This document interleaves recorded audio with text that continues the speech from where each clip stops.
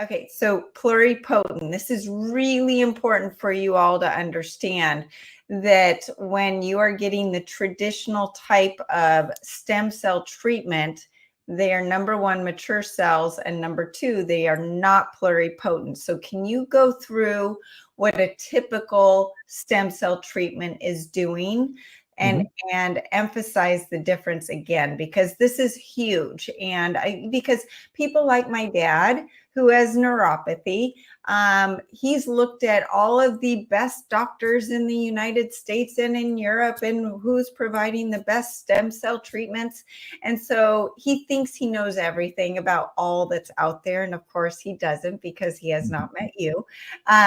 So let's get into what your pluripotent embryonic cells, which is such a cool thought, that my embryonic cells that haven't been tarnished or used or have any toxicity to them like every other cell in my body, are now being regenerated in my body. And I've hinted at this, you guys, but yes, I did Dr. Todd's stem cell treatment 21 days ago. So that is 3 weeks ago, and I'll go into my results in a minute, but want to really, really understand the difference between a typical stem cell treatment and your treatment. Mm. That's probably the most important question.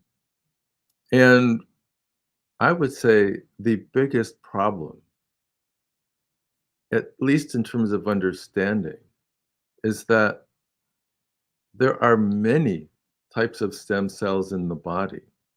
And by calling them all stem cells, they all sound like they're the same thing and do similar activities.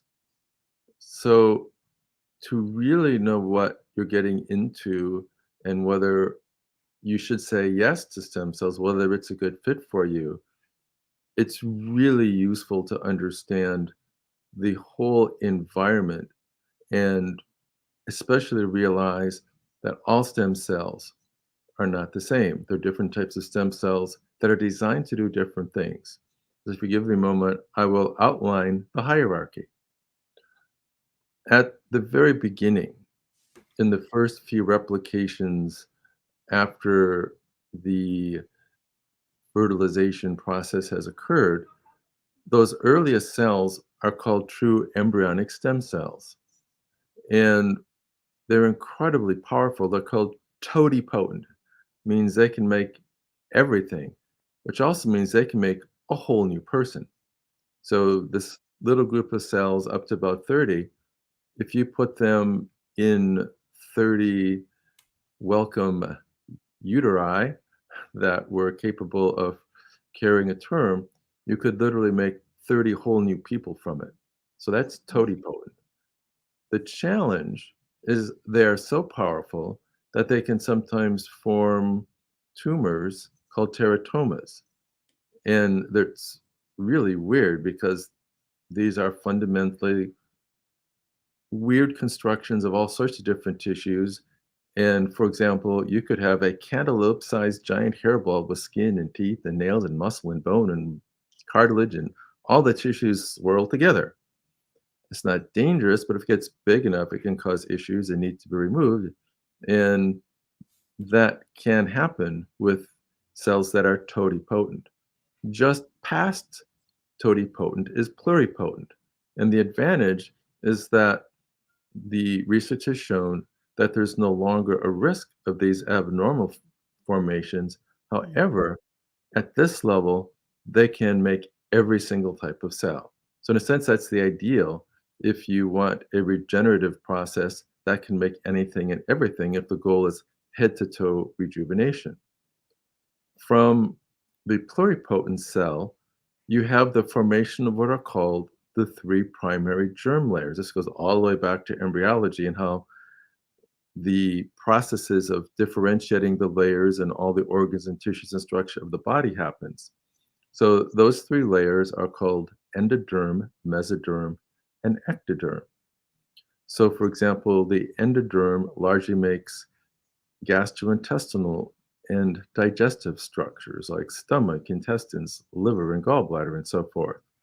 The mesoderm, the middle layer, is what makes our support structures. So you have muscle, bone, cartilage, tendon, ligaments, and also fat. That's where the so-called fat-derived or adipose-derived mesenchymal stem cells come from. Then you have the ectoderm, and that's particularly brain, skin, and other structures. So each of these layers makes particular types of cells, and they integrate in the symphony to create the ultimate form. So a pluripotent cell can make any of the three germ layer types of cells, and thence any of the types of cells of the body. When you get to germ layer derived cells, what's really been used a lot are the ones I just described, the ones from the mesoderm called mesenchymal stem cells. And these are particularly often derived from fat. And because of their germ layer, they are well designed to make those kinds of structures. They're designed to make muscle, bone, cartilage, tendon, ligaments. And if someone has a musculoskeletal issue, it can be a very good choice, especially if, say, there's injured cartilage. It's a very good type of cell to make more cartilage. There's two limitations of these cells in particular. One is that as people get older, these cells get less potent. So a session for a 20-year-old who's injured their medial meniscus of knee cartilage, they can work incredibly well. But if someone's 80 years old, at least biologically, because we're going to reshape that whole concept with, I think, what this whole field is doing, that they may work very poorly or not at all. So that's one consideration.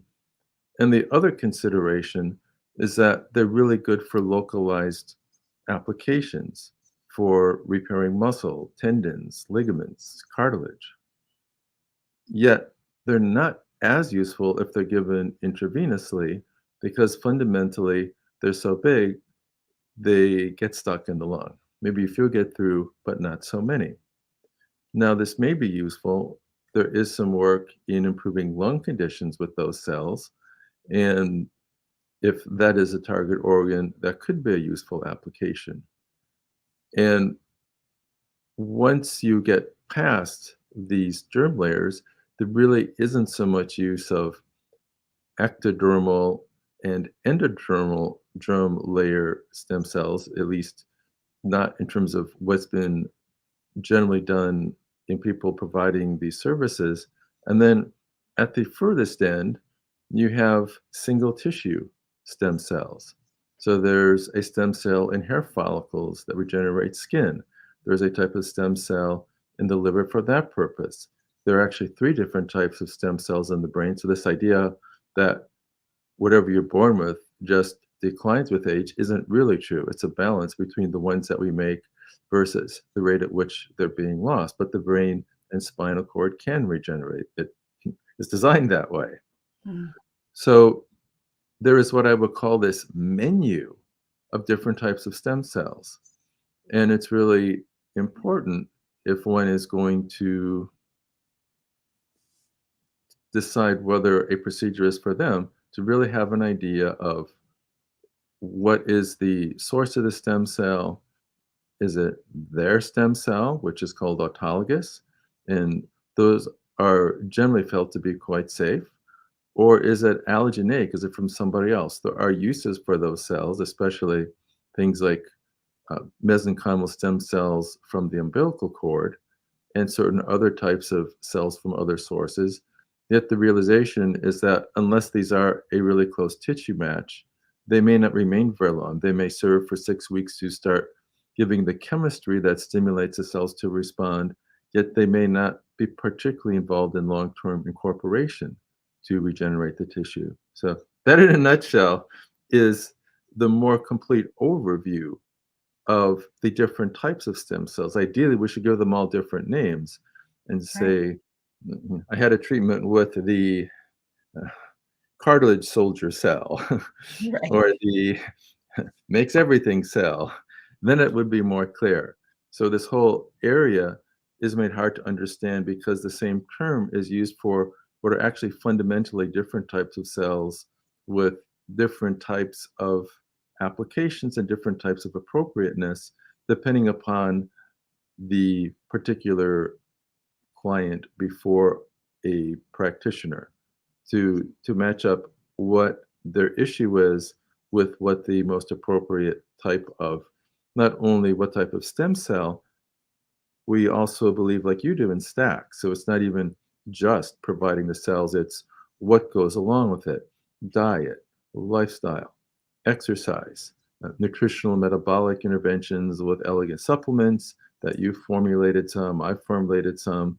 There's probably going to be some cross relationship between how we would use those protocols. There's use of peptides, which is becoming an even more and more sophisticated art. And then there's even the frequency vibrational aspect of it. Absolutely. The biohacking and the stacking. I love it. What was your term? The biohack or the stack is the biohack? Oh, it's a phrase I coined on the fly at Dave Asprey's biohacking event last September, which is the biohack is the stack. Correct. Yes, I love that.